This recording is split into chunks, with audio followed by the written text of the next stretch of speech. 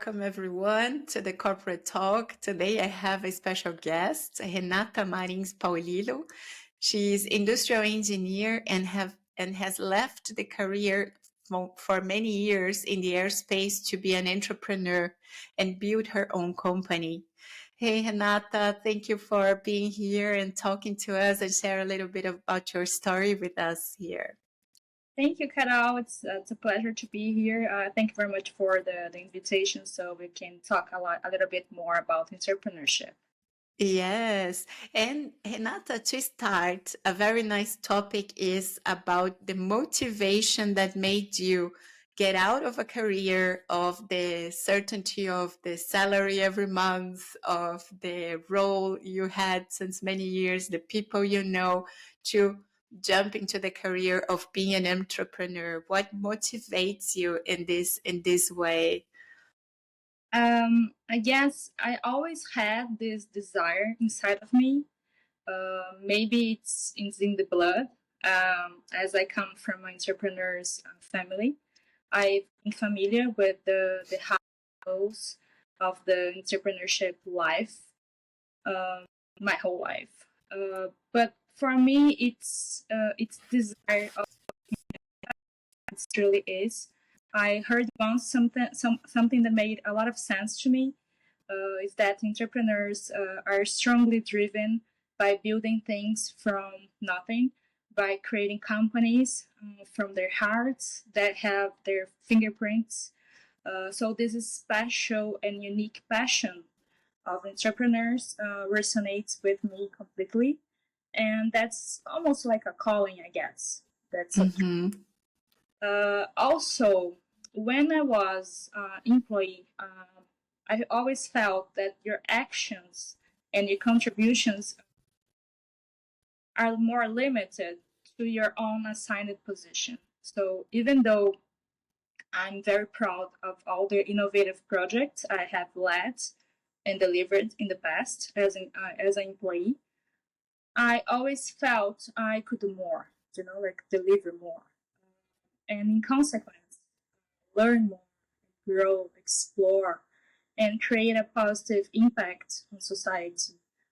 That's really drives me. And for me, the potential financial gains, with the entrepreneurship life, are a secondary goal. So basically, that's it. That's very nice, Renata. Thank you for that. And do you feel you have changed your lifestyle and your mindset jumping from the corporate to be an entrepreneur? Did you feel this change, this mindset change in you? Yes, completely. As entrepreneur, you're not working on a defined working hour and in a restricted roles and responsibilities. That's the main life difference. Management, scope, related worries, much broaden. You need to understand different aspects of running a business, not your job. So you need to set a vision where you want to take the company, why you want to take the company, the strategy and the plan to reach this vision. What you're going to do first, so the priority. How you're going to make sure there's money in the bank. This is very important, very critical. True. As an entrepreneur, you're always fundraising or you're always selling. That's a different mindset. Who will be your partners? Important as well. How am I going to deliver value to customers? How my product is going to look like? What's going to be? How am I going to access the market? How much I'm going to charge for the product? So there are many variables, like legal aspects as well, that you probably as an employee you never thought about it. True. But although there are many variables to handle, it's very challenging and it's a very exciting journey as well. So my mindset shifted from excelling on my duties that I was as an employee in exchange for a secure paycheck by the end of month. Secure, not always it's secure, but you're thinking, what are the steps I need to make sure I'll be creating a successful company that has value to the customers, value to society, to the investors, and to myself. So as I said, it's a lot, but it's very exciting, and allows you to explore, to test, and to learn, and gives you the freedom to be authentic and to really follow your beliefs. That's the That's nice. And Renata, this mindset shift. So you detail very perfectly the model of the people who work in the corporate that has the dimensions of what they can see based on their work, their attribution in that moment. There are things, many details they are not aware. And when you go for exploring opening a company, then you discover a lot of things in the gains and in the pains, right? Things that are appearing as, oh my God, I didn't know about that. And then you learn from that and so on.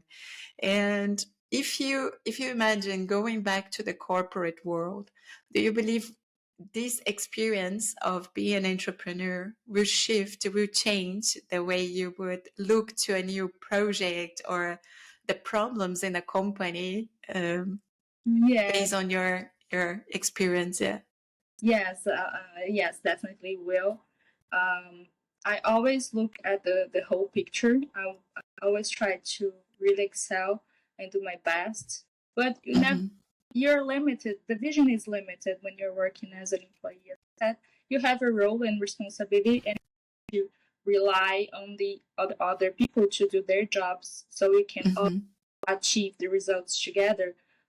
But there are many variables in a business that if you're not exposed to them, you're not going to be aware of. So one thing that was very new to me was the legal aspect as well, how legal structure, how to accounting, budgets. There are many different aspects, and when you're leading a project, the funding aspects, the financial aspect is crucial. And maybe when you're not aware of that because you have like the paycheck every month and that's it. So you need to make sure that the engine of a business is very complex. That's true. The wisdom of running your own business, it gives you understanding of the whole picture, the whole lens. That's nice. Renata, I know it's not I'm making some questions that are not planned. Would you be able to share with us the experience? For example, you passed through an accelerator process, and this example of the budget you mentioned is very, for me, it's very familiar. We work with projects, and the budget is already set by the company. The money is there. You have to make your pitch inside the company to guarantee the project is going to be approved, and then you have that budget. So you're in a secure place. As an entrepreneur, it's this insecurity that you need to make pitch to investors, and having this money afterwards, you have a big liability. You have to deliver results, and you have to. It's a different kind of responsibility. Of course, in the company, you also have to deliver results, but it's a different weight of this investment we have, right? And do you have any advice, or do you have some learnings you could share with us based on this experience of passing through the investment speech and so on, that you could share with other entrepreneurs? Yes, it's yeah, as you said, right. It's the weight. It's different. Oh, of course, you're responsible for your job, but the weight is different when you're running. You have responsibility for investors. One advice I could give is to list your targets, investors that you think it's a fit, that can understand the vision, what you're creating, and you are aligned, they value what you want to do. that's the most important thing. Don't, for me, especially in the deep tech sector, it doesn't make sense to pitch to everyone if they want to invest in a SaaS company, for instance. So you know the investor you're talking to, and really sell from your heart, I guess. Sell from your heart. Tell you why you're building this, what sets you apart, and I think investors can feel when you're very transparent with them, and when from almost like a mission, like you have a really truthful purpose of why you create that. That's the two most important things, I guess.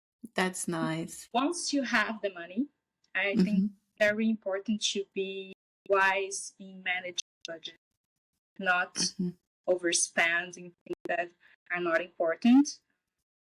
Really prioritize where you're putting investment and make sure you're doing the right things. That's nice. That's a lesson for everyone, including entrepreneurs and intrapreneurs in the company too, right? And Renata, a question I have is about advice. So if somebody here who is listening this video and they are working in a company, but they want to make this step of getting out of the normal career to be an entrepreneur, to achieve some dream of opening their own business, do you have some advices for them? First of all, to be really honest, I don't think entrepreneurship is a fit for everyone. That's completely okay. It's okay, because you need to have a really self-knowledge and really understand if that's in your heart, because the risks are very high. Financially, it can be challenging in the beginning, well, especially in the beginning, throughout the whole journey, but especially in the beginning. And for some people, a more stable job can bring more happiness. There's nothing wrong with that. So that said, if that's what you really want to pursue, find a thesis, a problem that resonates with you, that inspires you. So it can give you the required motivation and energy to happen. Study the market, the players, how you can contribute to solving the problem you're tackling. It's important also to define the strategy and prioritize your actions. You can get lost and overwhelmed by so many things and activities you need to handle. So don't leave many items on your working on list. Prioritize, organize, and as I said, get the right things done first, and then you move on, because it can be really overwhelming. Another thing, reach out to people of the ecosystem. Even apply for accelerator programs. You can find the support, the knowledge, or even partnerships in these accelerators or this ecosystem. Entrepreneurship can be lonely, so having a network that understands the struggles and could help you through the challenges to find the solutions, or even for more support. Another thing, be careful with who you associate with. Business partners, investors. Be aware that's a very long-term relationship. It's like a marriage. So, or making any commitments, make sure the potential partners shares your values, and you can trust and count on them during the journey. Always at least try to keep a positive attitude, because there will be tough moments and you have to keep going, and just believe you got it. Believe you can do it in your own.